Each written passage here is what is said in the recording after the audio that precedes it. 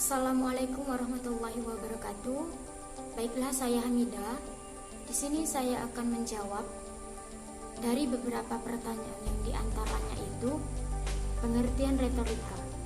Nah, retorika itu adalah ilmu dan seni dalam berbicara, dalam menyampaikan kata-kata, mempunyai seni. Retorika itu mempunyai seni dalam berkata-kata, dalam menyampaikan kata. Nah, retorika ini juga mengatur komposisi kata, yaitu untuk menyampaikan kepada orang lain dan mengajak orang lain agar bisa mudah dipahami oleh orang lain, bisa didengar oleh orang lain, dan bisa terkesan bagi orang yang mendengarkan. Misalnya seperti ini, contoh dari retorika. Ada seseorang menyampaikan motivasi kepada orang lain. Nah, pastinya orang yang menyampaikan kata ini mempunyai seni dalam berbicara, agar orang yang menyampaikan itu, orang yang mendengarkan itu bisa mengerti dalam pembicaraannya, dalam kata-kata yang disampaikannya, dan bisa mudah diterima oleh orang tersebut, orang yang mendengarkan apa yang disampaikan oleh kita, dan bisa terkesan bagi orang yang mendengarkan itu.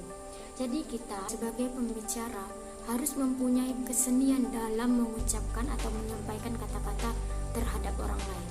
Nah, itulah contoh dari retorika. Selanjutnya pertanyaan kedua tentang agitasi.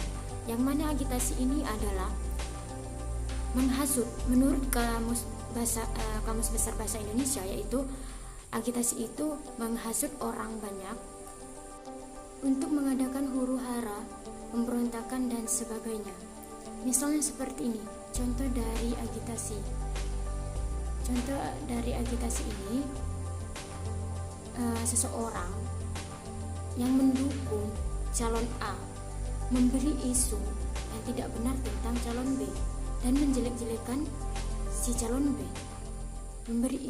Intinya si pendukung ini memberi isu bahwa si B ini membeda-bedakan pelayanan dalam politik. Jadi dengan adanya penyebaran isu yang tidak benar, akibatnya banyak orang yang mempercayai isu tersebut, lebih mempercayai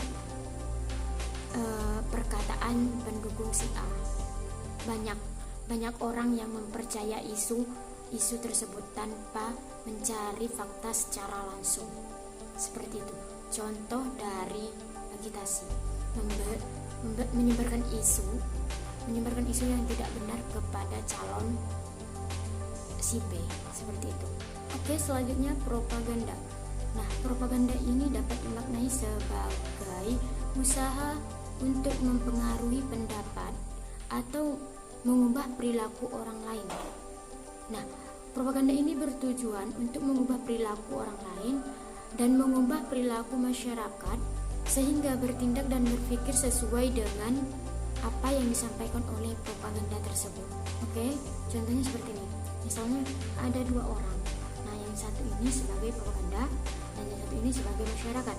Nah, sebagai propaganda ini memanfaatkan atau bertindak mempengaruhi si masyarakat ini untuk bertindak dan berpikir sesuai dengan apa yang diinginkan oleh si propaganda ini. Nah, itu contoh dari propaganda. Nah, selanjutnya yaitu tindakan politik. Yang mana tindakan politik ini adalah proses pembentukan atau pembagian kekuasaan di dalam masyarakat, terutama yang ada di dalam negeri.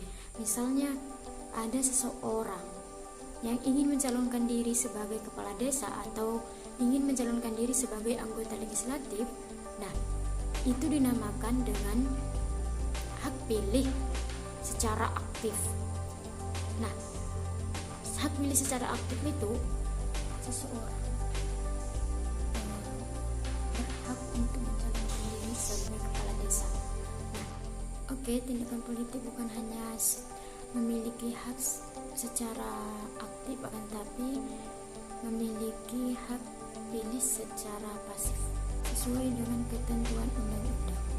Jadi orang itu berhak mempunyai hak untuk memilih yang diinginkan dan sesuai dengan hati nuraninya.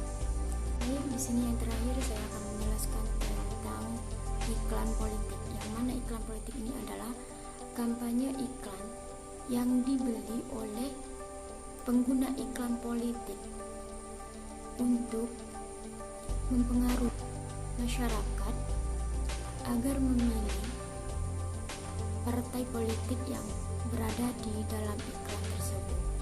Oke, terima kasih. Wassalamualaikum warahmatullahi wabarakatuh.